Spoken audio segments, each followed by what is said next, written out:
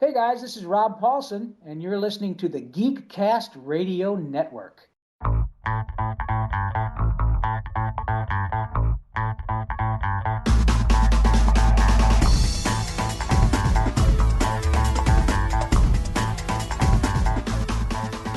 Today on Weekend at the Movies, we'll be discussing a look back at our box office predictions from 2014 and a look ahead to our top box office predictions for 2015.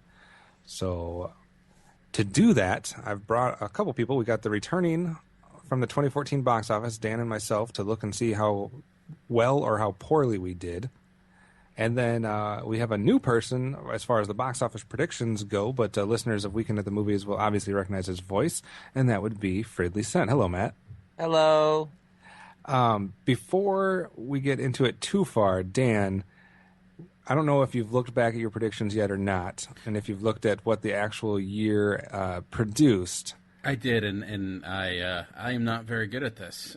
That's what I deducted. Well, maybe with practice we will get better, but we'll break it down and give you exactly how it turned out, and then we'll get into what kind of things we thought about as we decided to start forming our 2015 list.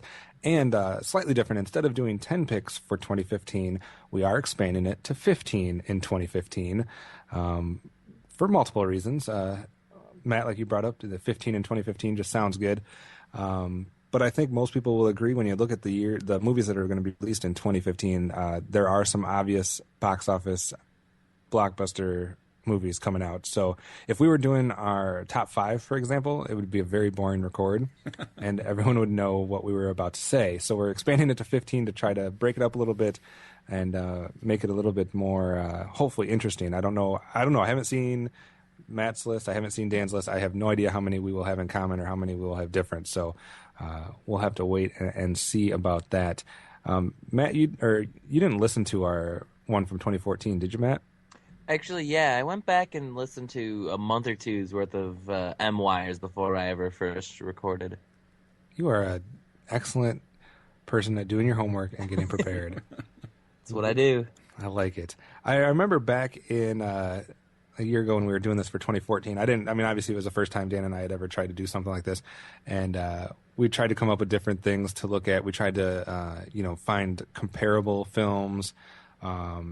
Dan, I'm not sure how much you looked at, like when in the year. I think you did a little bit more of that than I did as far as when in the year it was coming out and what it was competing against. But we had different things that we tried. One thing that I had looked at was I went back about 10 years and looked at how many films in the top 10 had made X number of dollars. And what I found, and kind of what I explained last year, was that generally speaking, you have somewhere around 10 films a year that gross over 200 million domestically. Give or take, depending on the year. Sometimes it's 8 or 9, sometimes it's 11 or 12. But I thought, in making my list, that I had to look at which films could actually break that 200 million mark, because that seemed to be what usually consists what the top 10 consists of. Looking back at 2014, it wasn't that far off. We had currently, and I don't think it'll change too much, but we had 13 films in 2014 that made over $200 million. So somewhat fitting with form, a little bit more than some years with having 13. But it was, as much as it was like a bad year overall at the box office, when you take this look at the top 13 here, I mean, it was pretty impressive compared to when we were making our list. We didn't even know if there would be 10 that made over 200 million, Dan. Yeah, it was surprising too, because even if you look at the number of like $100 million films, it was a lot more than you realize. Like overall, I think you didn't have like the huge hits like right. that you did. Like 2013 had like a couple that were just gigantic, and which you didn't really have in 2014. I mean, and I think a lot of them kind of trickled in at the end, like Hobbit and Hunger Games just kept in there for a long time, and eventually overcame Guardians, which I thought was going to hold on to the number one spot, but it was eventually dethroned, which is kind of sad. So let's just get the look back real quick out of the way to see how terrible we are at this, and that we have room to improve and room to grow here. Dan, your top 10, I'm just going to run down from 10 to 1 here. You had Divergent at number 10, which came in at number 19 in real time. You had Rio 2 at number 9, which came in at 22nd. Yeah, that wasn't close. Yeah. You had the Lego Movie at your 8th spot, which came in at 4th. You had Captain America at 7, which came in 3rd. You had Godzilla at 6, which came in 13th. Amazing Spider-Man 2 at your 5 spot, which came in 12th. How to Train Your Dragon 2 in your 4th spot, which came in 17th. Interstellar at your 3rd spot, which came in 16th. Hunger Games Mockingjay Part 1 you had at your number 2. That actually came in at number 1.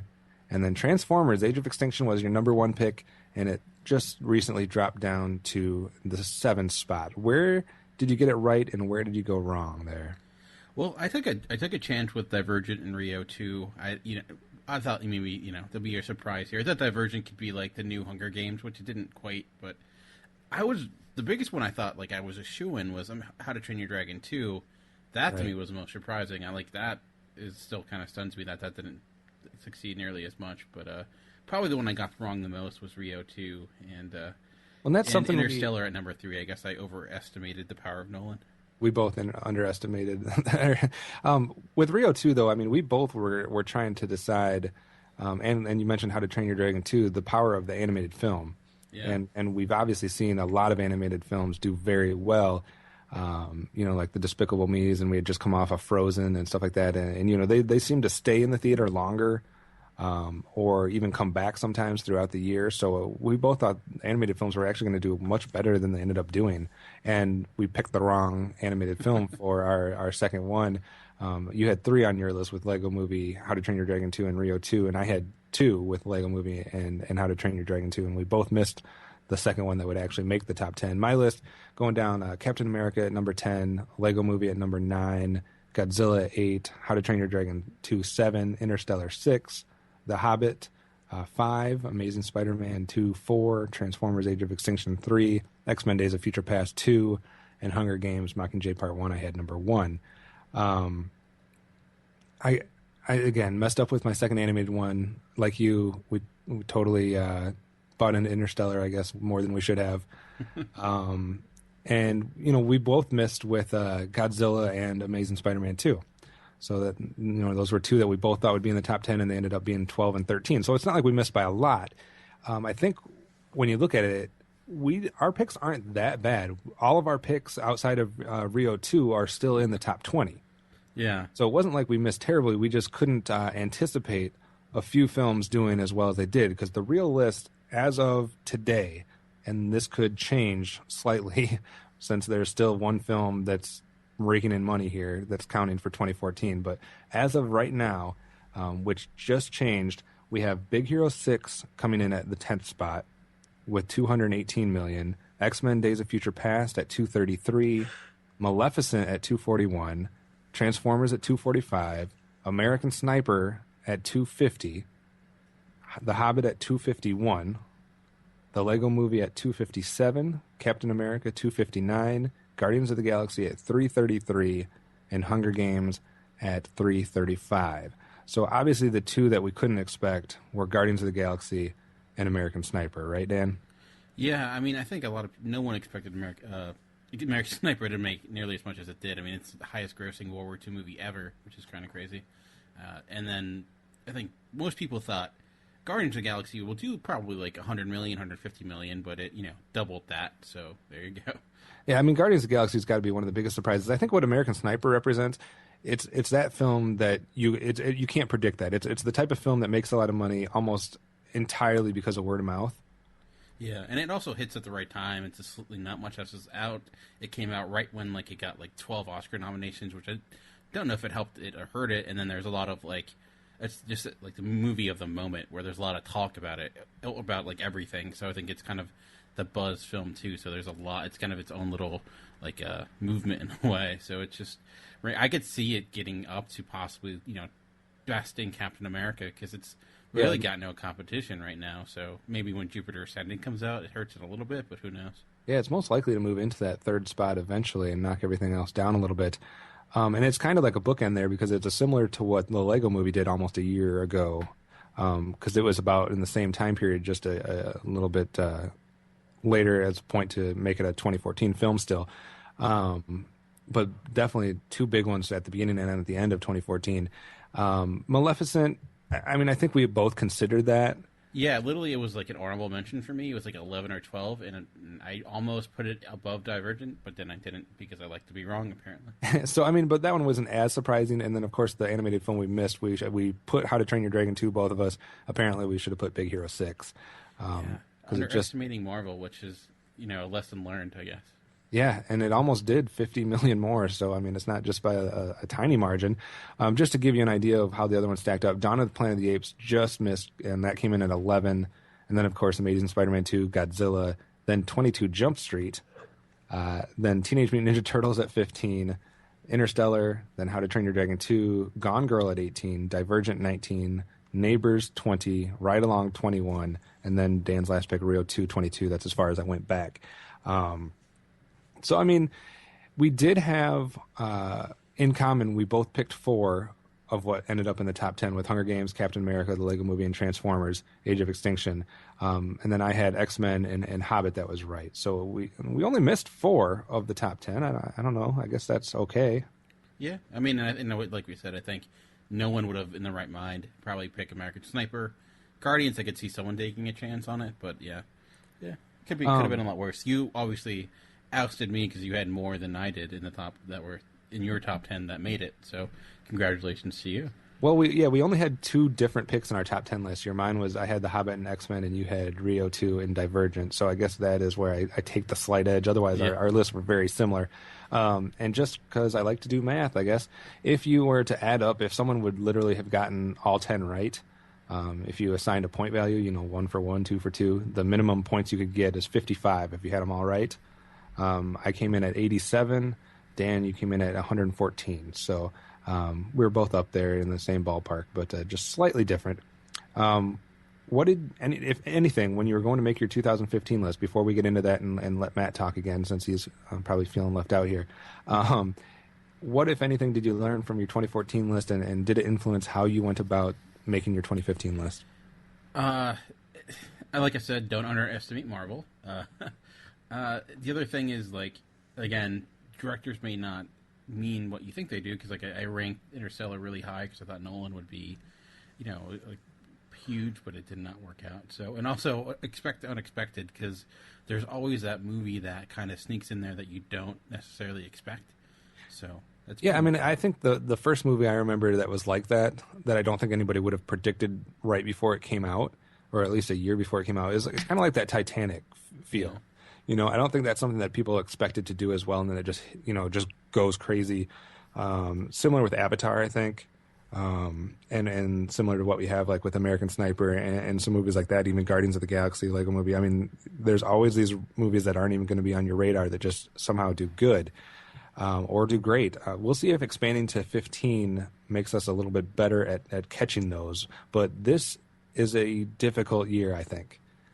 Yeah, I think 10 to 15 was quite hard. I was just I don't understand. I redid this 6 or 7 times, and I still don't feel all that great about it. So, yeah, I mean, I think everyone is.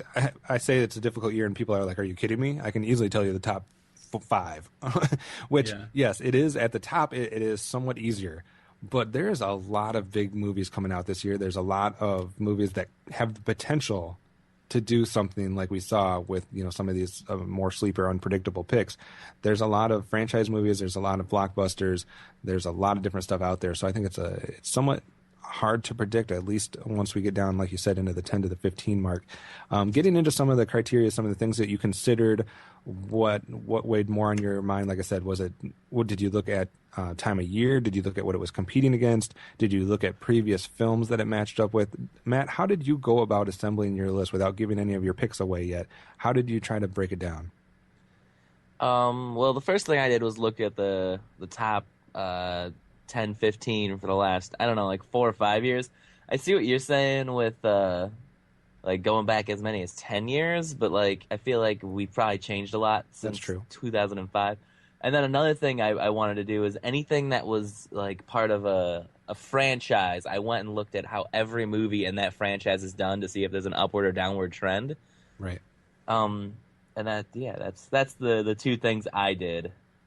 Yeah, I think that's something similar to what I did. I didn't go, like you said, I didn't go quite as far back as the 10-year mark. I did something that I think both Dan and I did a lot last year, and we really tried to match up with, if it's a franchise, you looked at what other films it did, that franchise has done and how they've done. Or, if it's that film that doesn't really have a franchise, what's the most comparable movie you can think of that would match up with that? And that's when it kind of becomes a guessing game, so to speak. Is it going to match up more with this movie, more with that movie? Dan, what did you look at most when you were trying to form this list this year? I think the only thing a little bit different, in addition to that, I also kind of considered the overall buzz or something, because I look at something like Amazing Spider-Man 2, I kind of just assumed that would be in the top 10, but I didn't really consider the fact that there was a lot of negative buzz out there before it even came out, and I think that ended up hurting it, especially with that and the negative reviews. So I consider that with certain franchises where I looked at something, I'm like, well, I don't know if a lot of people are really digging this right now, so maybe it won't do that well. Something like a few years ago with X-Men First Class, like that, because of the negative impact of X-Men The Last Stand and Wolverine Origins, not a lot of people were looking forward to the next X-Men movie, so it didn't do all that well. So I was kind of considering that too, just where people's minds are at when the movie's coming out. Like, are people really looking forward to this, or are people already dogging on it before it comes out? Right, and I think that's an important thing to do too, because that can give it obviously the buzz is going to definitely have an effect, especially on the opening weekend and the opening week. That's what makes the movie either set records on opening week, that this and the other, and it's the word of mouth that comes in later on. So there's definitely two things to consider there. I did all of that. I did what I did last year too. I tried to set some number values to the movies, even though I'm not even going to reveal any of that data from 2014, because even though I might have got some right in the top 10, my numbers were not even close. So I'm not going to go into that, but I tried the same thing. I tried to assign some numbers at where I thought it could fall, and then kind of sort them accordingly. And then once I had all that done, then I actually looked at the calendar and decided if I needed to spike things up or down from where I had them, depending on what they were competing against and what time of the year they were going out, as kind of a last little ditch to try to break ties and see if anything should rise or fall in my original rankings. But I don't know. We all have a bunch of different things we can look at. All this is just talk, though. We need to get to the actual picks to see how this is going to play out and to see which one of us becomes the king in 2015. See if Matt has the beginner's luck or if Dan and I have learned anything from our first go around. So, Matt, since you're new, we'll put you on the spot first. What is your number 15 movie for 2015 as far as the box office goes? My number 15 is the one I'm going to assume is going to be on no one else's list. I could probably be wrong about that, which is Terminator Genisys. Nice. I looked at the other Terminator movies. Terminator 2, did you know, in 1991 made over $200 million? That's kind of crazy when you consider inflation. That'd be like $1 trillion now. And then Terminator, besides the first one, which apparently did not do well, every Terminator with Schwarzenegger in it has been in the top 10 for the year. I think he's getting older, so maybe top 15. So that's where I'm going to put it. Interesting pick. Interesting. Go ahead, Dan. I thought I was very much considering it. I'll just say now that it's not in my top 15. I looked at Terminator Salvation, which didn't do all that well, but like you mentioned, it didn't have Schwarzenegger. But Schwarzenegger's other movies haven't also been doing that well, like The Last Stand, and so that kind of made me sway away from seeing Genisys. And I also was not a fan of the trailer, so I'm like, I don't know. Oh, see, but I saw the trailer at the Super Bowl and loved it. I haven't seen the Super Bowl one, only the one that was released before that, so I can't speak to that one. But I don't know. It was literally like that. I went back and forth with a few for number 15, and I was very close to it. So it does have Khaleesi, so that is a plus. That's true. All right, Dan, where do you start your list at?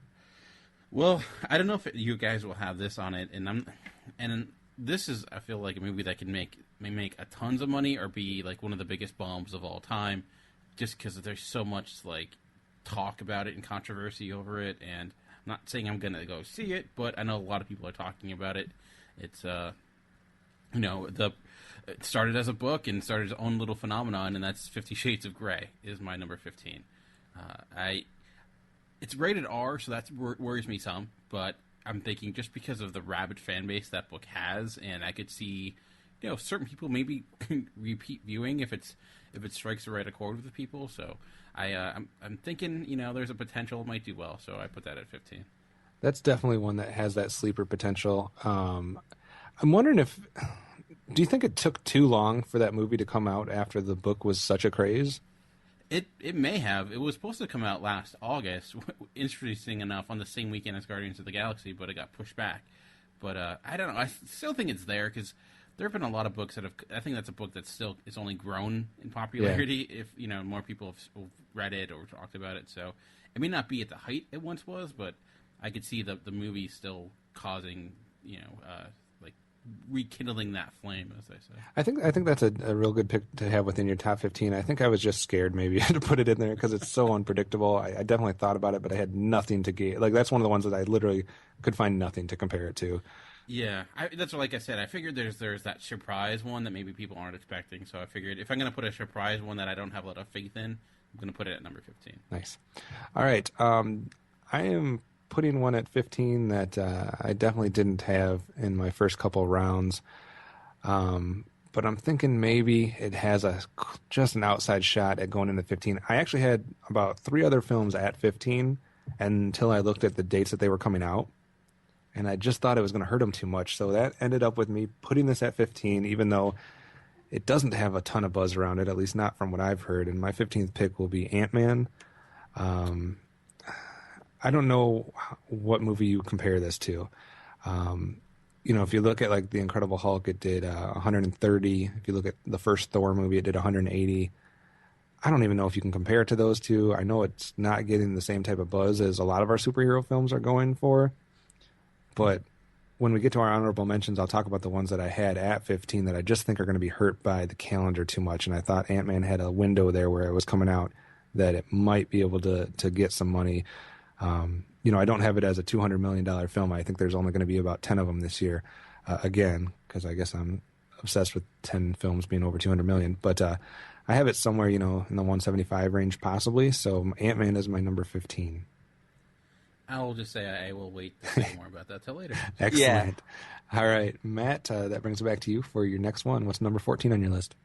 I think my 14 and probably my 13 are the 2 worst picks on my list that are probably not going to do me any good. And I'm going to just preface it by saying I finalized my list about 10 minutes before I went to sleep this morning. And this was one of the ones I was like, yeah, that could be on there. And that's Hotel Transylvania 2. Wow. There were 2 or 3 animated movies in the top 15. So some of them have got to be up there, and that's the one I picked. I figure since it's a sequel, it'll probably do a little bit better than the first, since everyone knows the characters now. Although that could be against me. And I have nothing else to say because I haven't even seen the first one. Yeah, I think the first one was right around the 150 million mark. Yeah, that's what I got. So it's not that far off. I don't remember what time of the year that this one's coming out, but when I was looking at the animated films, because I was, obviously I'm going to put some animated films in my top 15, because if you don't, you're completely missing the boat here, I think, altogether. And that's definitely one of the ones I considered. It's not going to quite make my list, but I don't think that's a terrible pick at 14. What do you think, Dan? I honestly did not even know that was coming out this year. But yeah, I mean, it definitely did well. I know it. I think even that's kind of the similar thought process I had with Rio 2. I feel like it's only gained popularity because I think it hit Netflix recently, so I know a lot of people watched it. So maybe it'll even do better on its sequel. Because sometimes you do see that with sequels with animated films. They do better with the second one than they do with the first one. So hopefully, Matt, that's not your Rio 2. Dan, where do you go for 14? I think everyone, that's just become a saying. Hopefully it's not my Rio 2 for a lot of reasons. That's awesome. My number 14, I was thinking, there's got to be some comedies in there, and what are the big comedies going to be for this upcoming year? I saw, I didn't see Melissa McCarthy's coming out with a movie, but I'm going to refrain from that. Is Kevin Hart in it too? Surprisingly, no. He's coming out with one with Will Ferrell. So, and this one actually is a sequel, and its original did make the top 10 when it did come out, but and it's Ted 2, and I'm putting it at number 14, and maybe wondering like why not higher, because Ted 1 was in the top 10. Well, I think after A Million Ways to Die in the West, which was was a pretty big disappointment financially and critically, that maybe the buzz isn't quite there as much, but I do think a lot of people love the first one, so I do think it's going to make the top 15. I'm just not sure where, so I put it at 14. I think you make some good points with that one, and comedies do have a way of sneaking in there.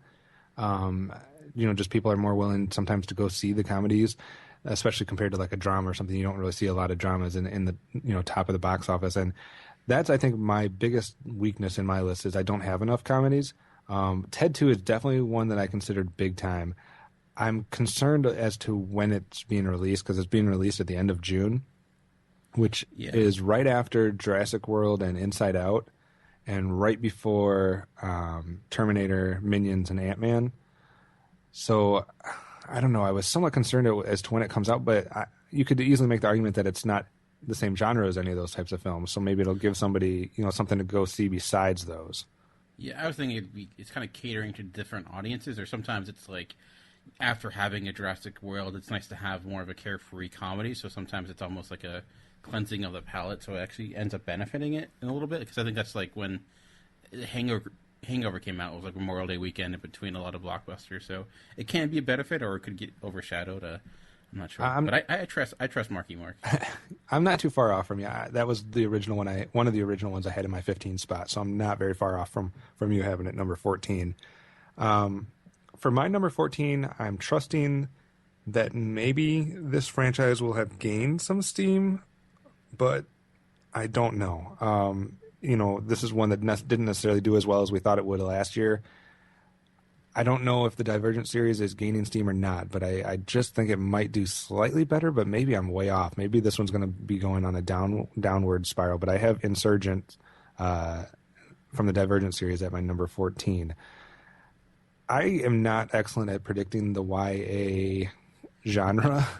It's probably a good thing, but yeah. So I don't know. We get a ton of those films, it seems like, now every year, and Divergent did 150. So I just have it doing slightly better than that, somewhere in that 170 range. Maybe it's gained some fans from the first one that'll want to see how it continues. Maybe I'm wrong, though. Maybe, since Divergent didn't do as good as people thought, that it's losing steam. This is a hard franchise for me to gauge the buzz and the interest on, but I'm sticking it down at the bottom of my list at 14, giving it that outside shot. So that is the first two picks on our list. Let's make our way down some more with Matt's number 13. My number 13 is the one I'm reluctant to put on my list, and that's Fantastic Four. I think it looks terrible. Like the trailer I saw made it look terrible, and people I've talked to agree with that. But at the same time, a lot like superhero movies are in, and I don't know, man. It looks terrible, and I hope it fails. I hope it burns. There is such a polarizing thing about Fantastic Four. I've actually heard a lot of people that have jumped to the other side after the trailer. Maybe I'm exposed to a different crowd, I guess. But I have a lot of people that were anti-Fantastic Four until the trailer came out, and now they're jumping on board. I don't have an opinion on the franchise one way or the other. I've never been interested in that franchise, and I don't even know if I've ever seen any of their movies. I'm jumping off of this because this is actually my number 13 as well. The past two did 130, 150. Obviously, this is a reboot type of thing. I do think it's worth putting on there due to the cast, and I think there is a following for some of these cast members. It's a younger, I don't know if you want to call it more hip cast or whatever, but I don't know. It's maybe different enough that it has a shot. I did not have this on my list originally, but due to the trailer release, and again, another thing where you look at when it's coming out on the schedule, I did put it up at my number 13. So I'm in a complete agreement with you on this one. Woo. Yeah, I thought it would suffer from like Amazing Spider-Man 2 syndrome, where a lot of people are hating it to begin with, and maybe it won't be that great of a film, so it won't be that successful. So that was my worry, so that's why I didn't include it. It's coming out the first week of August. Yeah. And there is nothing else coming out in August that I mean, The Man from Uncle is coming out the next week, but August is a slow month this year, and I don't really know if it's going to have that much competition for a while. So that's why I kind of put it on there. I don't necessarily think it's going to do that great, but I think it's going to be kind of a slow and steady pace for that entire month. I mean, that kind of helped with Turtles. That did well last. Remember that had like a streak of winning like 3 weeks in a row, 4 weeks in a row because there's nothing out. And there's really not much coming out in September either. I mean, I think it has a chance of being in the theaters for a while. It does come out right after Mission Impossible, so they both might be in the theater for a while competing against each other. And only 3 weeks removed from Ant-Man, so there is some competition from before it's released. But looking at the month after it comes out, that's kind of what made me decide that it might have that chance to make some money and stay in the theaters a little bit longer than we're used to. But since I've given away my 13, Dan, I guess you get the last spot now. So what's your 13th pick? This one I'm going on like maybe my biggest limb, and I kind of looked at the success of Maleficent last year. I'm like, what could be, a repeat of that? Like, I think we've seen a lot of success with those like fairy tales turned to live action. Even Snow White and the Huntsman did really well. I mean, Alice in Wonderland was like, a $1 billion hit, and this isn't necessarily a fairy tale, but it's done by Disney, maybe that same machine, and it's The Jungle Book, which is going to be directed by Jon Favreau, who's coming off of a lot of positive buzz after making Chef. So I think he's in good graces again with critics, and Jungle Book has a lot of following, and I think it has again one of those movies that could implode and not do well, but I think there is a potential it could repeat the same success as Maleficent if it is good. So I put it at 13. I was scared about that one because I've heard mixed rumors as far as the release date. Watch it not come out and be like that would be awesome. I have heard that there's a chance that it gets bumped to 2016. I don't know how valid that is. Because if I was 100% sure that it was coming out in 2015, it would be on my list. But I didn't want to chance that it might not come out, so I left it off. But I do think it has potential to, whenever it comes out, be in the top 15 for that year, whether it's 2015 or 2016. And it does have a pretty, at least voice cast with, Bill Murray doing Baloo and Shere Khan with Idris Elba. So right. I don't know if that would, help its marketing or not. I mean, there's not much out of it. There's no trailer or anything at this point, like you said. So who knows? But I do think it has potential. We do always play the game with these types of things on the spinning roulette wheel of what will come out and what won't come out. As we looked at when we looked at our episode last week with our most anticipated films and some that we had on our list that never came out in 2014. Exactly. So, all right. I thought you were going to pick my next film, but you didn't. I thought I was going to have some agreement with you. But let's go to our number 12 pick then, starting with Matt. My number 12 is probably more hopeful than anything, and I went with Jupiter Ascending. I think maybe it'll be like Guardians, like it's a sci-fi fantasy movie, and it's got a bunch of big names with like Sean Bean, Channing Tatum, Mila Kunis, Eddie Redmayne, a little bit less. It looked, I don't know, the first few trailers looked very political and like had me really interested, and the more it gets closer to its pushed back release date, the more it looks like a super high action. I think the high action's going to help it in the box office, even if it makes it less interesting to me. I think, again, I'm terrible at trying to predict this genre because I don't know which things are going to resonate and which things aren't. I think this one is going to be solely dependent on like how well it's received at the beginning, because I think some people are going to be reluctant to see it at first, and if they hear good things they'll go see it. If they hear bad things they might stay away. I know it's not getting a great deal of buzz from, at least from more cinephiles and movie critics and that type of thing, but that doesn't really matter too much sometimes when it comes to the box office. So if a certain genre or demographic gets behind it, it can have some legs and run with it. I was trying to decide, between that and Insurgent and a couple other ones, which YA films would make my top 15, and I ended up not going with Jupiter Ascending, but I don't think it's that terrible of a pick. Yeah, I wasn't sure. I mean, I think the last thing that Chachi did was Cloud Atlas, which was he did. I think it did well, but it wasn't like a huge hit. And I know Jupiter Ascending was panned at Cannes, which not Cannes, but Sundance, which to me doesn't mean anything. But It was my only hesitation. I hope it does well though, because I do want to see the Wachowskis, get back to form again. So I do hope that it does succeed. All right, Dan, what's your number 12? My number 12 is actually a movie that was already mentioned already, and it's one that's moved its release date to get out of the way of Star Wars, and that is Mission Impossible 5. Mission Impossible 4 was a pretty big hit. It is losing Brad Bird though, and I think what made Mission Impossible 4 such a hit was the fact that it was a really good movie and maybe the best of the series. I don't know if that's going to happen with Mission Impossible 5. And I know, like, Tom Cruise last year came out with Edge of Tomorrow, or whatever they're calling it, Live, Die, Repeat. And that wasn't necessarily, it was kind of disappointment box office wise. But, Mission Impossible franchise has been, pretty consistent money wise. The first one did okay. Second one was a huge hit. Third one was pretty decent. So hopefully the fifth one stays there. So I went with it for number 12. Yeah, I'll save my thoughts on that one for a second. My number 12. I think, I've mentioned like the YA1 genre is kind of hard to predict. I think fairy tale / Disney type films are also somewhat, which I guess they shouldn't be anymore. If it's Disney or Marvel or whatever, you should just put it at the top of your list. And we should just give those films and Disney all the money. But when you look at these fairy tale films or some of the live action adaptations, they really run there's a wide range. I mean, you look at something like Snow White and the Huntsman, and it only made 155. That probably wouldn't be good enough to make our list. You look at, I know this isn't Disney, but the Wizard of Oz remake from a couple years ago, now you're up into the 230 range. That's definitely good enough to make our list. Maleficent from last year, 240. Alice in Wonderland, 334.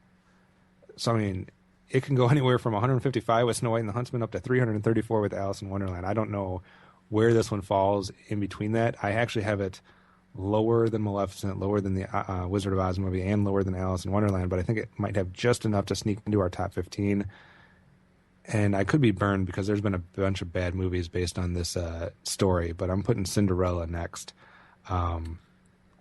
I don't know. I don't know if the glass slipper teaser that everyone saw last year was enough to create the buzz or what's going to happen, but it's a fairy tale film and it's Disney.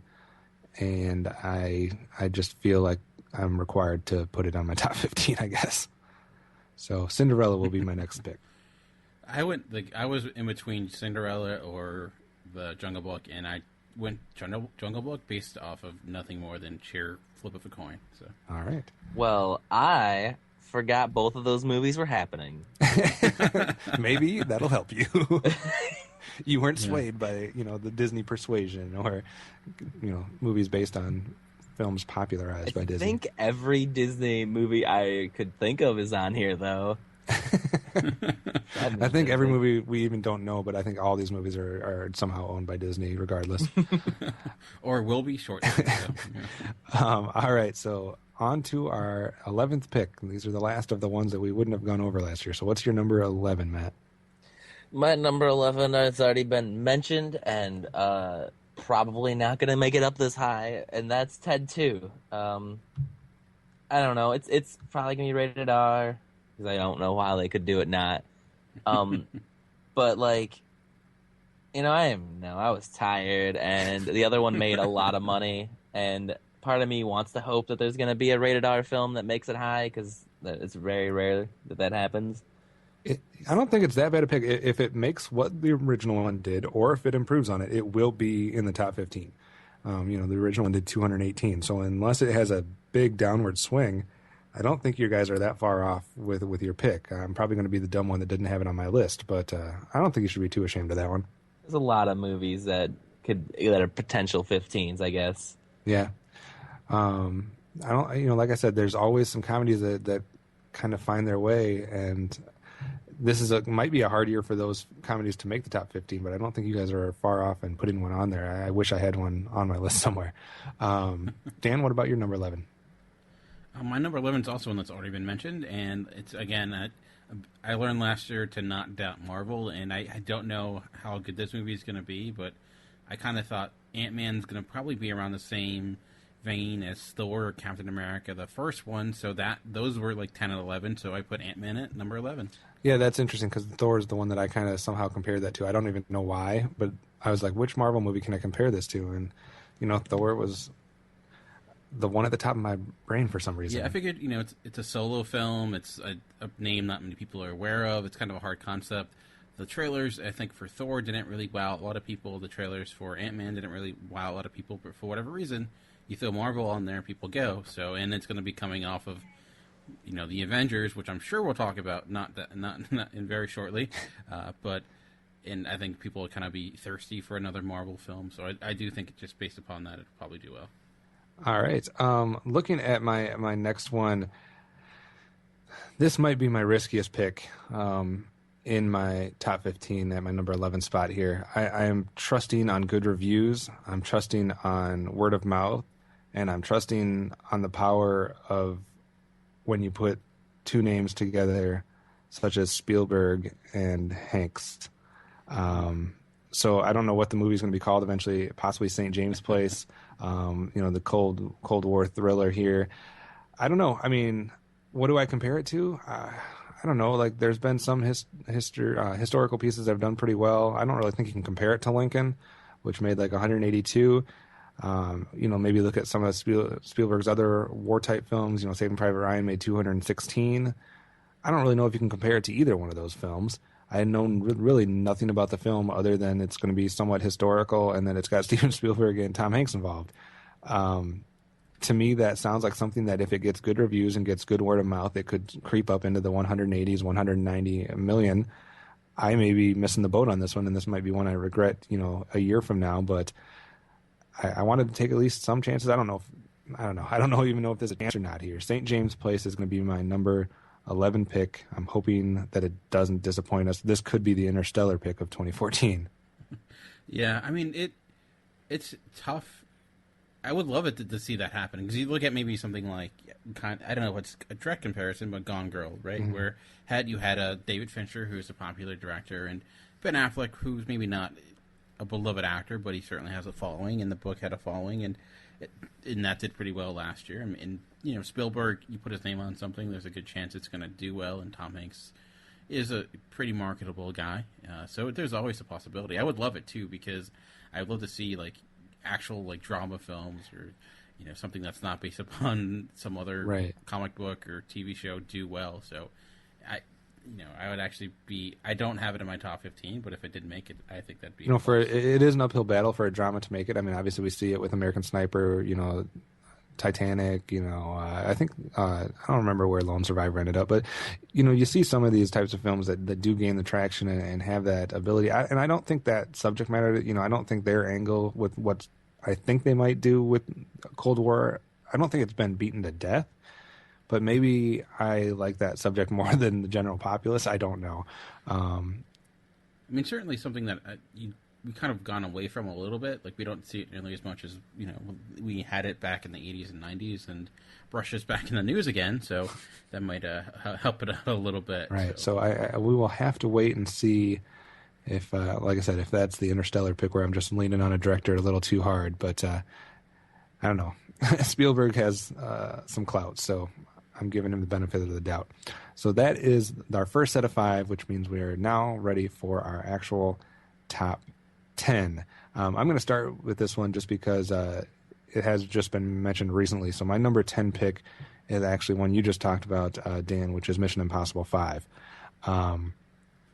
Again, this one's a hard one to predict because even if you look back at the franchise, first one does 180, second one does 215, I believe. I think the third one was all the way down to 130. Which if it does that, we're in trouble.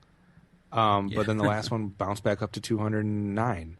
So you have 2 of them doing over 200 million. You have 2 of them doing under. I have it right around that 200 million mark, and I think that might be good enough to bring it in at that 10th spot. And like we had just mentioned with the calendar, really the only thing coming out after that, Jesus, I just lost my mind. Was it Ant-Man or was it Fantastic Four? That's really the only one that's coming out right after it to try to knock it out. And then it has some time where it can sit there for a while. So I'm trusting on its staying power at the theater enough to bring it into the number 10 spot. Yeah, I think like I mentioned, Edge of Tomorrow did kind of fail, but I think Edge Tomorrow got a lot of buzz and ended up like people started loving it and really found it on home media. So maybe like people will be excited for the next Tom Cruise film because I think a lot of people going into Edge of Tomorrow, for one, it's an awful name and I don't think it was marketed all that well. So maybe people are like, oh wow, I trust Tom Cruise again, and that could actually benefit Mission Impossible 5. So I hope it is kind of weird. It's almost like the Star Trek syndrome where the odd ones don't do nearly as well as the even ones. So hopefully that trend doesn't continue, or I'm going to be awfully wrong on that. Yeah, you All right, Dan, what's your number 10? My number 10, I'm assuming this will be mentioned again. I don't know for sure. It'll at least be, it won't be I doubt it'll be the last time we talk about dinosaurs. And it's my first animated film on my list. Maybe I should have put more, but it's my number 10, and it is the second Pixar film to come out in 2015, and it's The Good Dinosaur. There's not been a lot about this movie yet. It's really just Pixar, and then the fact it's about a dinosaur. It's coming out in November, which is sometimes a sweet spot for animated films. Like, that's when Big Hero 6 came out, so, and we saw how well that did. It kind of just, stayed and benefited from holiday season, so maybe that'll help with The Good Dinosaur. Yeah, I think that's something that I might not have considered with that one as much as I should have. When it's coming out. That's when I was, like I said, when Matt talked about Hotel Transylvania 2, The Good Dinosaur was one that was at the top of my list when it came to animated films, and one I was definitely considering. And you're right, it's not going to have a lot of animation competition, in the month of December. You got the Peanuts movie, and you got The Good Dinosaur, are really just about the only two. Alvin and the Chipmunks 4. Which, you know what, that'll probably do well, which will make us all sad. And Monster Trucks. Is that the same as Cars and Planes, or is that no? For the love of God, it probably is. But I guess there is more coming out but I think that's the biggest one. What scared me with A Good Dinosaur, I guess, is the early production. I don't know if it was production stills or whatever images that have been released. They somewhat scared me away on this one. I don't know if that's me overreacting or being silly, but originally I was definitely considering this one to put in my top 15, and the images kind of scared me away. I've never had that happen, but I don't know. Yeah, I don't know. I only saw like a little bit of the one dinosaur who kind of looked like the creature from Up a little bit, so I don't know. Well, I know it's had some production issues because I think it was supposed to come out last year, but got shuffled around, and the director ended up leaving Pixar. I think so. It's definitely had its tribulations, and Pixar has not been Pixar as of late. So it's still a wild card, but I just think it. I'm hoping this is the year Pixar bounces back. We'll see if they can land multiple films in our top 15 or not. When all is said and done, they definitely have the potential there. Matt, what about your number 10 pick? What do you think? What's going to start your top 10? All right. My number 10 is, I don't know, I've said this a lot. I think this one is legitimately my worst choice. It's totally, when I wasn't sure if we were doing 10 or 15, I was like, you know what, I need to put this in, I probably should have been like honorable mention, but I was like, no, I'm going to do a bad idea. And my number 10 is The Hateful Eight by Quentin Tarantino, which might not even make it out this year. And also, I don't think he's ever had one that hit over. Well, if adjusted for inflation, Pulp Fiction's was the only one that was over 200 million. But I don't know, man. I wanted to do really, really well, and Django without the D, Django did fairly well, like 180. It was like a top 15, I think. But I don't know. It's another Western. And maybe it'll do better. I think, I think it for sure will come out this year. I think the thing that scared me away is what you alluded to, that none of his films have necessarily, been like, huge $200 million type films, but they all have done decent. And I think his fan base can only be growing, especially with his last couple films. And I know a lot of people are anticipating it, and it has a huge amount of buzz. I mean, a lot of people list this in their top 5 most anticipated films for this year. If we had expanded to like our top 20 box office, I think it would have made my list. I'm a little scared, but just based on the amount of dollars that his past films have made. But I think there's the right amount of buzz, there's the right amount of anticipation, and there's the right amount of build-up given his last couple films that this could be his first one to break that mark. So I don't necessarily think you're that far off with it. Like I said, it would definitely be in my top 20. What do you think about that one, Dan? Is it risky?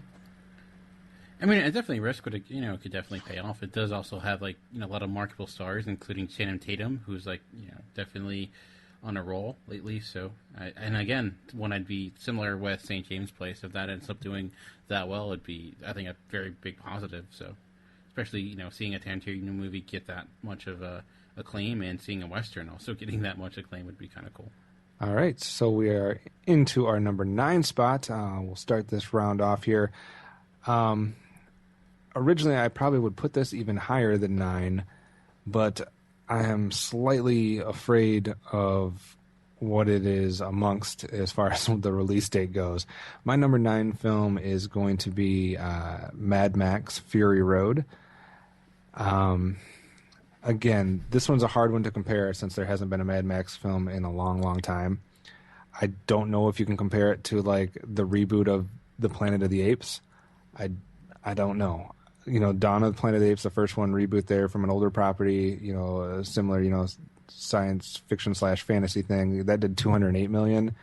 I honestly think there's a ton of buzz around this, and I think it could make a lot of money, but then you also have to look at when it's coming out, which is a week after Avengers, and then a week before Tomorrowland.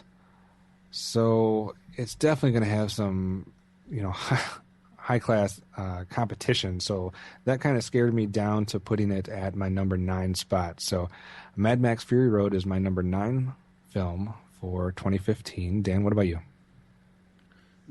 You actually just mentioned my number 9, and it is Tomorrowland, actually.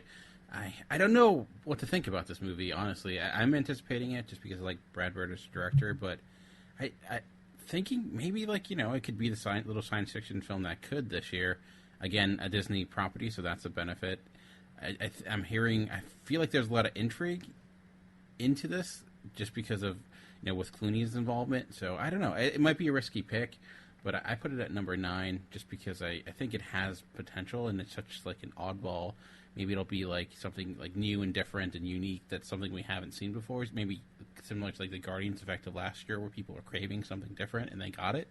That could be what Tomorrowland is, or it could be really too unique and not do well at all. So we'll wait and see. This is one of the 2 that I had in my original draft before I looked at the release dates. Like I had already mentioned with Ted 2, I had Tomorrowland either at 15th or 14th. And like I just mentioned with Mad Max, if I was scared about Mad Max coming out a week after Avengers, I'm real scared about Tomorrowland coming out a week after Mad Max and 2 weeks after Avengers. Yeah. I mean, I think it would take, again, some real good buzz right around that time and some good word of mouth. I know there's some anticipation for this, but it's also kind of one of those that isn't giving a lot away. And it's hard to predict because you don't really have anything you can possibly compare this one to. I just worry about the competition from Mad Max and Avengers hurting this one a little too much. That's why it just dropped out of my 15th spot, but I think it still has potential. Yeah, my worry with Mad Max is that I feel like a lot of people would think it looks too weird. I think a lot of people love it, but I could also see a general audience be like, that movie looks really odd. And it's also rated R, which could also be hard. I mean, it's not a killer all the time, but it does limit you on who you can who can go to your film. So I think it, like you said, either one of those is probably going to do well, one of those is probably going to get hurt. So it's a good little bit of a face off. Yeah, there, and especially since it's about at our same spot in number 9. So our number 9 face off here. Matt, what do you got at your number 9? Is it going to join the duel here? My number 9. I didn't even look at any of the release dates other than a couple of them. Was is this coming out in 2015? And it's December, and it's I don't know. And then I put it on the list anyway. So my number 9. I think you both already had it. Mission Impossible 5. Yep.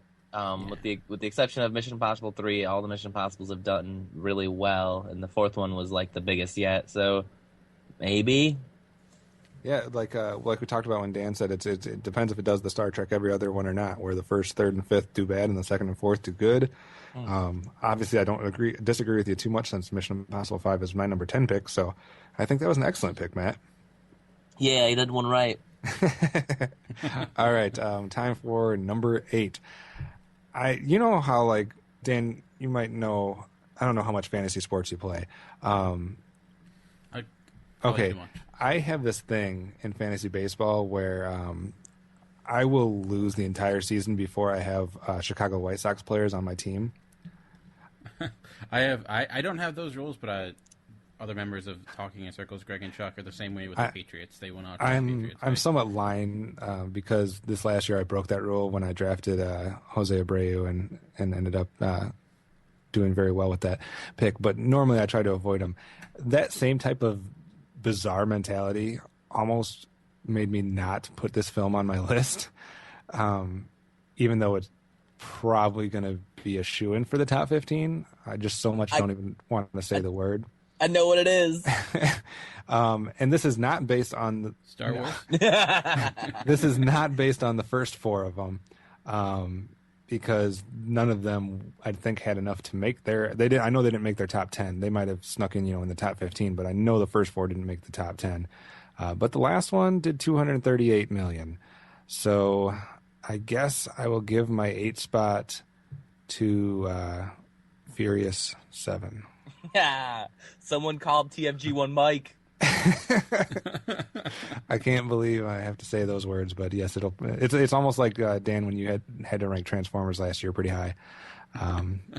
Furious 7's my number 8. That's all I'm going to say. I will talk about that. All right, Yeah. Dan, what's your number 8? My number 8 is my next animated film, and it is again the other Pixar movie, and that is Inside Out. Again, I think I've really liked the trilogy of Inside Out so far, and I think it's like, it looks like Pixar is being Pixar again. So I'm hoping like this will, get that magic back. It's also done by the director of Up, which was, a huge hit, even though it's like a concept that probably shouldn't have, hit with kids. It somehow did. So I'm considering that. I feel like Pixar, even their movies that aren't fantastic, tend to do really well. Like Cars 2 and Monsters University weren't like top 10, but they still did decently well. So if Inside Out can be good, and it's a Pixar film, good chance of being in the top 10. So I put it at number.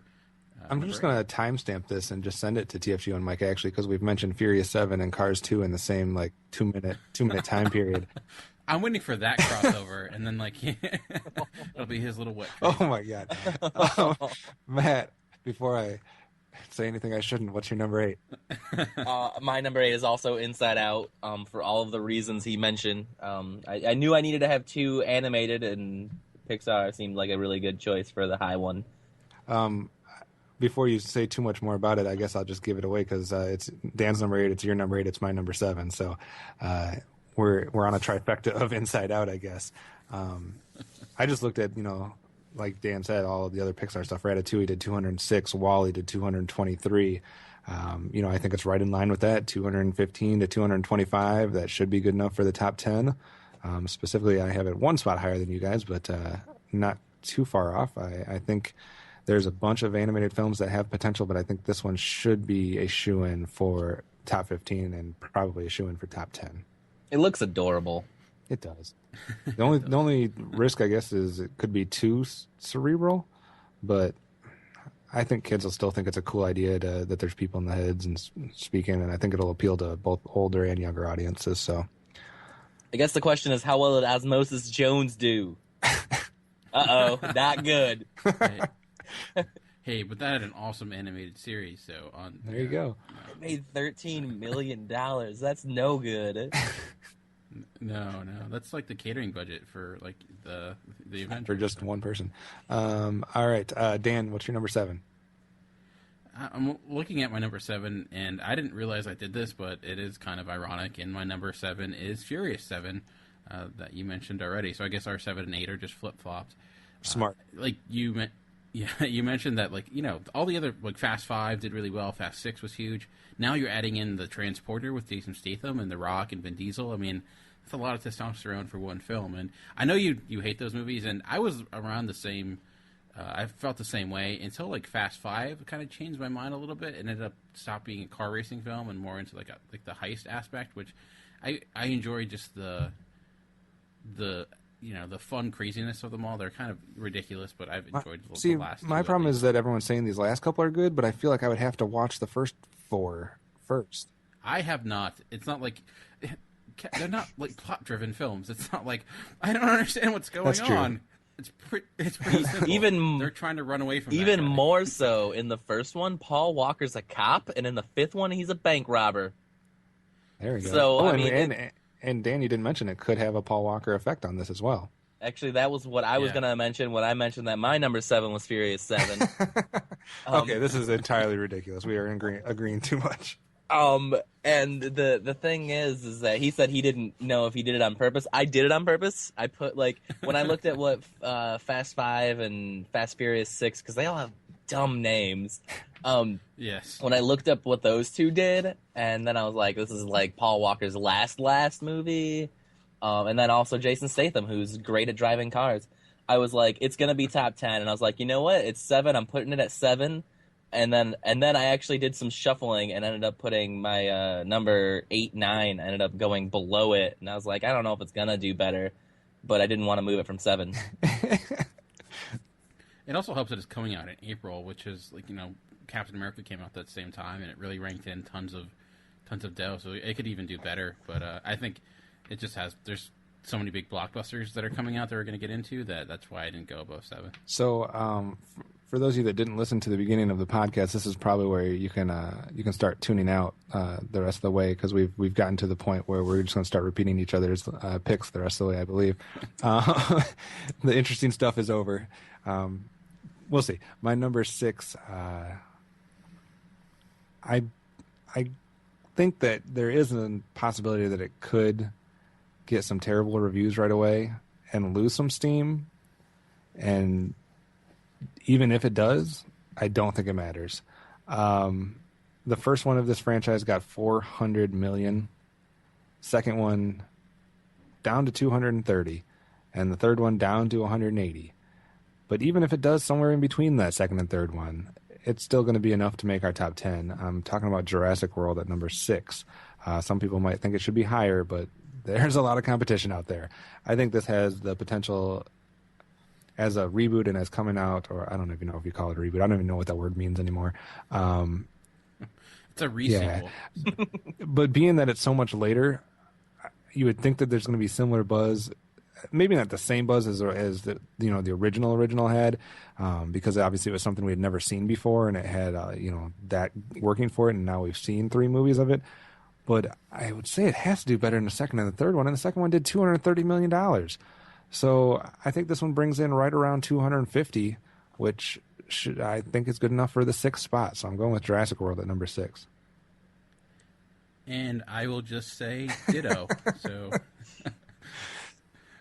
I guess one thing I also would add is the fact that it does have the Chris Pratt factor, who is, he's becoming a huge star after Guardians of the Galaxy, so that might help it some. So, yeah, I put it at number 6. Dan, I think we've come full circle, and we've completely escaped 2014. It didn't even happen. Yeah. We're friends. We're all right. We're in common again. Matt, what do you have at number 6? My number 6, I think, is going to be so. When I was making my list, I was like, you know what? There needs to be at least one thing that's not franchise, not obvious. This is probably the worst one I could have chose, because you've already done that 3 times. You've already had your worst pick. I know. This one, I'm not looking at the list below it, and that's what the problem is. I went with The Martian. It's Ridley Scott. It looks interesting. Maybe it'll do well. Maybe it's not top 10. But, because you look at Gravity did really well. You look at Interstellar didn't. And I think it's similar to those two. So maybe it'll do well, maybe it won't. I don't know. Fingers crossed. I mean, even Interstellar did decent. It didn't do as well as Dan and I had predicted, but it did do 180 million, which is good. I also looked at something like Prometheus. I know it's a little different and it's franchise related, but it only did 126. I don't know if you can compare much to Martian. If that gets good reviews or something and it becomes Ridley Scott's comeback film, then it could gain enough steam to put it in the top 15, top 10, range. If it does what Ridley Scott's been doing recently, then it's not going to have much of a chance. I think it's right around when I did mine, I erred on the side of people being scared because of Ridley Scott's recent work, and I had it down at the 150 million mark. But, you got to take chances, and I like the chances you're taking, Matt. You'll see how much chance I'm taking with number 5. Okay. Moving into 5, then we're into our top 5, where it gets less and less interesting as each pick goes on. I don't know which of the 20 plus films I am supposed to compare this one to.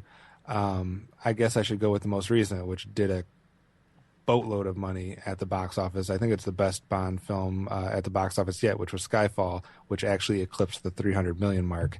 So with Spectre coming off of the heels of Skyfall and with a villain like Christoph Waltz, I don't understand how this one doesn't do just as good as Skyfall. If Skyfall did 304, I'm putting Spectre at 315 million, 10 to $11 million increase, which to me is good enough to make Spectre be the 5th highest grossing film of 2015. Dan, what do you have in your number 5?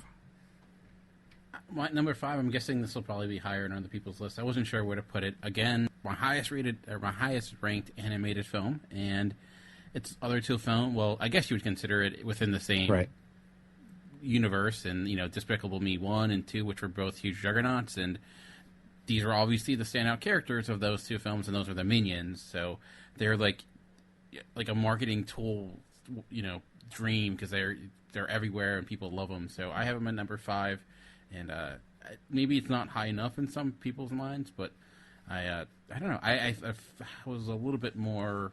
I felt stronger about the other film. Like we've made the joke multiple times, that movie's already making money, so it does have a head start on everybody. Yeah, there's not much to argue about that. I'm going to save my thoughts just for a quick second, though, and let Matt go with his number 5 first. So I looked up, I Googled what are sequels and what are franchise films for this year, and I saw Spectre, and I was like, that doesn't sound familiar, and I didn't open it, and that might have been a mistake. Because I thought the Bond was going to be a little bit further away than it is. So I feel bad about that. And then Minions, I wrote down and then lost the piece of paper and forgot about it. So my number 5 is just everyone else's number 6, which is Jurassic World. I don't think there's a bad pick. I hope you don't. Since I had it one away. Yeah. I like it. And then I'll echo what Dan said with his number 5 at my number 4, which is going to be Minions. I don't know what happened with that second Despicable Me film. But it was a juggernaut that you couldn't have predicted. I think if we were doing a box office prediction that year, we wouldn't have gotten that. Despicable Me 1 did 250, and then Despicable Me 2 jumped all the way to 368. Like, that is insane. It was in theaters, I believe, for 12 months that year, or possibly 14 months. I don't even know. I think it was still making money like 4 months into the next year. So I can only guess that it's going to stay, I don't think Despicable Me 2 was as good as the first one, but that obviously didn't matter. And now you have a movie based on the favorite characters from those films. I think the trailer is good. I think it's not going to dissuade people from seeing it. I think kids love this franchise, and I love this franchise, so I hope it continues to make money. I don't understand how it made as much money as it did, but it's coming out in July. There is a little bit of competition. Inside Out will have come out 3 weeks prior, I believe, and Pixels comes out 2 weeks after, but it's the Minions and it's not going to be stopped, so that's why I'm going to put it at my number 4 spot. I think somewhere around the 330 million mark, so that's what I'm going with my number 4. Dan? Yeah, I just hope it's not like the How to Train Your Dragon 2 of this year, where you think it's going to be like even better. Don't and say then that. It ends up disappointing. Yeah, I know. Though I loved How to Train Your Dragon 2 financially right. too as well. My number 4, I'm gonna have to explain why I'm not putting it higher, more so than why I'm putting it at number 4, and especially because the last 2 films were the biggest movies of the year, and that's The Hunger Games: Mockingjay Part 2. I guess when you have the 3 other films that I'm going to get into, I just felt like this is the biggest competition that The Hunger Games has ever had. it kind of like this year was Guardians of the Galaxy, which was a surprise hit. So I do think it's going to do really well. It'll probably match what it did last year, but I just think the other movies that are coming out that I'll get to are just going to best it. And I wonder if I know a lot of people had a lot of reservations about the final book, especially how it ended. So maybe the reviews won't be as strong. I mean, I know the reviews from part one weren't as strong as the other two films, or were at least mixed in some way. So I put it at number 4. Maybe I'm putting it too low, but that was just my mindset. So. I don't think you're that far off. Matt, what's your number 4? My number 4 was originally my number 8 or 9, and I think it belongs there more, but I needed to make room for Mission Impossible, so I bumped it down, and that's Ant-Man. I mean, maybe it'll Guardians of the Galaxy. It's got a lot of similar things. I mean, it belongs in everyone's top 15 at the very least. But it ended up at number 4 because I didn't have another place for it. You could have something, that we're missing out on. I mean, we both have it on our list a little bit lower, but we didn't predict Guardians of the Galaxy making as much money as it did, and like you said, it's a comic book world, and we're just living in it. So definitely a shot there. I will then go right back to Dan's number 4 pick at my number 3. Hunger Games. You look at the first two, which both made over 400 million, but then it dropped so drastically. It only made 333 million last year.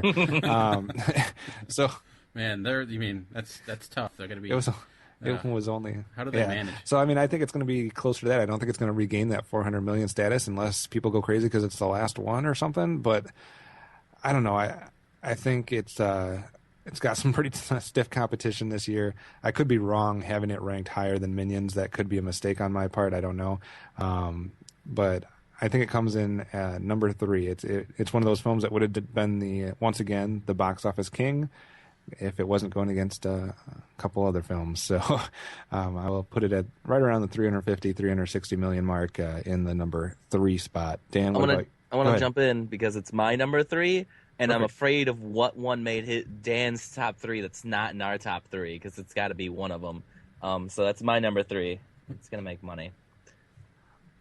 Well, my number 3 has been mentioned already, and it was Spectre. Oh, okay. The James Bond movie. And the reason I think it's going to do even better, because James Bond has such a gigantic following. Skyfall was such a huge hit. It helped that it was also really good. Adding Christoph Waltz. And also I think having Spectre may bring a lot of old school James Bond fan back again. I know a lot of them were hesitant to Craig S. Bond because it was, taking the franchise in a different direction. So maybe some of those that were not seeking out will come back because of, Spectre being, coming back to the Bond franchise movie-wise since the 1960s. So it's a huge deal. There's rumors that Blofeld will be played by Waltz, which again may excite some classic Bond fans. So. And if this was worldwide, I think I might even put it. Well, I probably wouldn't put it any higher, but I think it would be a shoo-in for number 3. Yeah, so that's kind of why I went. I went back and forth, but I'm just thinking that that Bond franchise is just so iconic that it'll all come together. I'm guessing will be the final film for Craig. I mean, I hope you're right in a sense. I mean, I hope it does just as well as Skyfall and better, because I would love to see that, kind of be a springboard for Bond films that had, kind of been miring around for a while during the Pierce Brosnan era. And I'm not saying anything good or bad about Pierce Brosnan, but, the films were just kind of there, it seemed like. And then we really, with Skyfall, jumped into a different category and a different kind of buzz, and I'm hoping it can kind of go off of that. I think marketing is going to be key in this one, too. And how exactly they market it and what kind of, what do the trailers show, what do the things show to kind of create that buzz. I'm hoping they don't show a lot. Yeah. I'm hoping it leaves it more mysterious. Yeah. I mean, Sony certainly needs it to do well because they've had a pretty bad year. So I'm sure they're banking on it, hopefully making as much money as possible. So, I mean, not a lot of different films mentioned in our 10 through 3, just different orders for the most part, with a few interesting ones in there. And then it gets down to our top 2. Obviously, everybody knows what they are. I guess the only question is what order do they go in? And I've heard a lot of people that think it's hands down one way, and a lot of people that think it's hands down the other way. we don't necessarily need to go and take turns. We'll just all kind of talk about this together. If you look at the past Star Wars films, you do have a wide range. Most of them floating around the 280 to 380 million mark. Now, is that fair because you're judging against a bunch of things that aren't adjusted for inflation? And I think that's where the question comes with Star Wars. Obviously, it probably has more buzz than any Star Wars film ever has. Is that a fair statement? It's tough. I mean, Phantom Menace is up there. It's, that had a lot of... Well, and if you look at it, the first one came out and made and this is not adjusted for inflation. The first one came out and made 460. All right, then it went down to 290 and then 300, so right around the same range. Then obviously the buzz that was behind the Phantom Menace brought it all the way to 474, and then the next two dropped down to 310, 380, a mere 310 and 380, like I said before. And now you've had this big wait, and another one's coming out. I mean, typically the first one of these, that comes out after a long pause has done phenomenal. And there's just a ton of buzz with Disney getting control of this, with the original cast coming back, with it. I think a lot of people are putting their faith that this is going to be more like the original three and less like the prequel trilogy. So you have a lot of things going on with that. And how do you compare it to, the adjusted for inflation numbers that would be the other ones? If you look at the domestic gross for A New Hope, even though it was at 460, if you adjusted, it's at 1.4 billion. And then if you look at Empire Strikes Back, it adjusts to 814 million, and Return of the Jedi at 780 million. So, I mean, can you compare it to those numbers, or what do you do? Even Phantom Menace adjusted for inflation is at 750. So that's just a hard game to play. And then if you look at the Avengers, the last one made 623 million. So, I mean, I don't know if there's a right answer. I don't know if Star Wars has more buzz than Avengers, but it's hard to say. So, Dan, where did you go? Which one's two, which one's one, and what was your thought process? I just gotta... Disney has to be just like so and giddy right now. I'm just waiting for them to buy their own small country because of how much money they're going to be making after this year. But I wouldn't, it is like you said with those numbers. It's hard to really decide. And like I mentioned when we said the theories and what we used to go into this year, what were we thinking? And the biggest thing I said is, trust Marvel, and that's what I did. So I went Avengers #1 and Star Wars #2. Just because I think we're living in a comic book world right now. That is what people want. And I could see just Avengers dominating like it did previously. My one worry, though, was I think with the first Avengers, it was such an event. First time anything like that happened. Are you going to have that again? But then they just made a talking tree and a raccoon one of the biggest movies of the year. So can they do wrong right now? I don't know. I just have more faith in Marvel. It's Star Wars. It's still going to be #2. I think it's like I said, it's a coin flip. You really can't tell what it. And I don't know. I just went with Marvel. That's basically all I can really say. Yeah, I'm going to go before. I'll let Matt kind of bring it all home for us. But man, when we decided we were going to redo the box office again for this next year and look back at it, et cetera. Obviously I had to start making my list. And the first time we even talked about it, I wrote Star Wars and Avengers and, in the 1 and 2 spot, and then decided I'd come back to it at a later date and fill out the rest.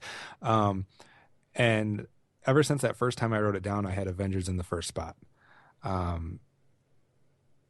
wasn't necessarily considering the inflation numbers for Star Wars and the buzz that I think has been created, from the trailer and this, that, and the other. And I had Avengers in the one spot from the moment we started this project until this week. And I decided at the last second to flip it. Maybe it's the Star Wars fanboy in me. I'm more of a Star Wars guy than a comic book guy, so maybe I'm just hoping it will beat it. I don't know. I just think there's all kinds of buzz. I think it's coming out in December, which means it can just dominate not only December, but it can dominate January and February if it wants to. And we'll probably have to delay the record of our 2016 list a good month just to let Star Wars continue to bring in the money like we're having to do with American Sniper right now. So I will flip-flop what Dan said. I could be wrong. Like I said, I had Avengers at #1 for the longest time, but I'm putting Star Wars #1 and Avengers #2. Matt, what do you got? Oh, I messed up. No, I didn't. I put Star Wars number 1, Avengers number 2. For like all the reasons you guys said, like all of them. Star Wars is the thing I like a little bit more than comics. They're like my 2 favorite things as far as my nerdom goes. I think the whole has it been 20 years? It hasn't been. It's been like 15 years since Phantom Menace. And that was huge. 15. And I think this one's gonna be huge again. I guess 480 million isn't gonna be enough to beat Avengers 2 if it gets near to Avengers 1, but I don't know, man. I mean, everyone jumped ship on December, and I think they were right to do it. And I think Star Wars is gonna be number 1. Is it? Well, I guess let me ask this question, and this might be a simple one for Star Wars, but this will be the highest-grossing Star Wars film of all time, correct? I mean, It's gotta be. Since none of the other ones are. I mean, not taking the adjusted for inflation numbers. I mean, I don't think it beats that. But if you're just taking it, what the highest one right now is Phantom Menace at 474. It's going to beat that.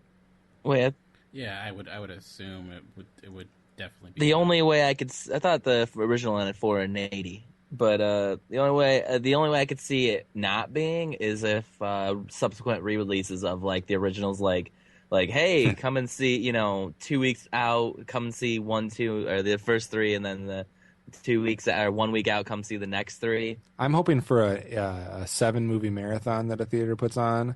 That's literally watch the first 6 and then stay for a midnight showing of the 7th. No, I'm just kidding. Oh my god! I mean, I could see some doing. A theater somewhere will do that. I mean, I know theaters that are doing like a marathon for the Best Picture showcase, like all 8 films at once. So it could. But and then if you look at it, I asked if Star Wars will be the highest ranking Star Wars movie of all time. Will Avengers: Age of Ultron beat the first Avengers? I don't know. I don't know. Like, it's hard to tell. I think like I keep saying, I think that the Avengers, the first one was such like, oh my god, this is actually happening. Like, it was like, I can't believe this is a thing that's happening. I don't know if you're gonna get that with the second one. Maybe you will.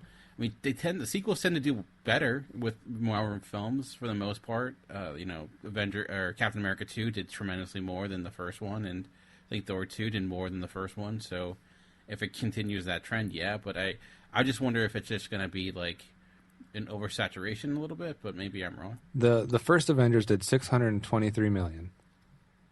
Does either one of these films break the 700 million mark? I wouldn't put my Is money. Star Wars coming out in 3D? IMAX, 3D, 2D. I think you can see it in 1D somehow. Yeah, you can read it, I guess, on the script. It's just the scroll. I mean, I guess if you would say one, it would be Star Wars, possibly, just because it's such a, it's Star Wars. Yeah. Well, I don't know. It's hard. 700 million is so much money. It's so much. If a film's going to make it, it's going to be this year.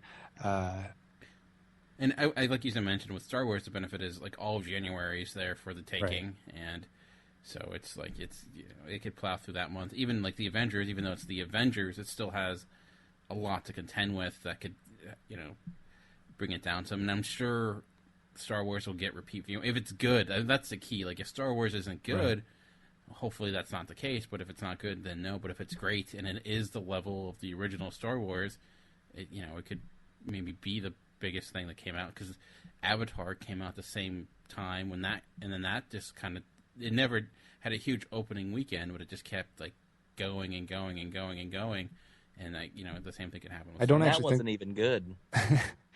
I don't actually think there are any movies coming out in 2016 until March, so I think they vacated the first 2 months of 2016 just as a precaution. Yeah, nothing comes out till the Batman right. Superman, and then that's it. What we're going to do for our question this week, we're just going to ask the listeners, all you guys out there that are maybe still listening, unless you thought this was going to be boring once we got to the top 5. We're going to ask you to pick which one of us got it the best, which one's going to have the best prediction and going to turn out with the most correct choices in the top 15. We'll post each person's list in the episode post, but real quick, we'll run down our list from 15 to 1 so you can kind of get it in a snapshot. I'll start here with my 15 spot, which was Ant-Man. Then I went with Insurgent. Number 13, Fantastic Four. 12 was Cinderella. 11 was St. James Place. Then I went with Mission Impossible 5, followed by Mad Max Fury Road, Furious 7, Inside Out, Jurassic World, Spectre, Minions, Mockingjay Part 2, Avengers Age of Ultron, and Star Wars The Force Awakens. Dan, what was your 15 through 1? My number 15 was 50 Shades of Grey, 14 was Ted 2, 13 The Jungle Book, 12 Mission Impossible 5, 11 Ant-Man, 10 The Good Dinosaur, 9 Tomorrowland, 8 Inside Out, 7 Furious 7, 6 Jurassic World, 5 Minions, 4 The Hunger Games Mockingjay Part 2, 3 Spectre, 2 Star Wars The Force Awakens, and number 1 Avengers Age of Ultron. Matt? I started off with Terminator Genesis, then Hotel Transylvania 2, Fantastic Four, Jupiter Ascending, Ted 2, Hateful Eight at number 10, Mission Impossible 5, Inside Out, Furious 7, The Martian. My number 5 was Jurassic World, then Ant-Man, Hunger Games Mockingjay Part 2, Avengers 2 Age of Ultron, and then finally Star Wars Episode 7, Force Awakens. All right, so let us know whose list is the best, who has the best chance of wearing the crown when we do this at the end of the year or in March after Star Wars has stopped making money. Dan, any closing thoughts or anything you want to put out, honorable mentions you want to mention or anything like that? Well, I pretty much mentioned every one that I didn't put on. Like I said, I thought about Cinderella, Mad Max, Terminator, and Insurgent. So I didn't go with any of those. So I was looking to see if there would be like one like small indie or something surprising that could come out. I didn't really see anything that really caught my eye, but maybe like the Jenny McCarthy movie Spy, just because she is a box office beast. I had that in my top 30, I think. Yeah, so that's the only other ones that I don't think we mentioned too much. I didn't know what to predict with Pixels. I wasn't sure how much money that would make or if it would get bad reviews right away. I'm not sure on that. The Man from U.N.C.L.E., I don't really know if there's a fan base for that really in our day and age, but something like that could be surprising. I didn't know about, like you said, Spy, or one that I thought could be a sleeper outside of 50 Shades of Grey with you mentioned, but Chappie. I wasn't sure if that gets enough buzz around it and word of mouth, if that would have the chance of somehow slipping into the top 15. So those are some of the other ones I considered. Matt, anything that you considered that just didn't quite make your list? I did not do enough research, clearly. I had meant to put in Minions and the Divergent sequel. Caught my eye, but I didn't think it was going to do well enough. Other than that, I didn't have too many honorable mentions, and I've forgotten them because I deleted them. That's all right. The only other animated film that I wasn't quite sure how it would do would be DreamWorks, which I believe is still slotted for 2015, which would be Boo, the other worldly, or I don't remember what the rest of the title is, but it's a DreamWorks picture, and obviously I don't think it can compare to Minions and what Pixar is putting out there, but I thought maybe it would have an outside shot. I don't know. I also considered SpongeBob. I forgot to mention that. But only that's actually briefly. I mean, that makes sense. I mean, that does have a huge following. It has been about that, but that could airing be... cartoons for 25 years, I think. I looked at the first movie, because this is actually the second SpongeBob movie, as much as they try to hide that fact.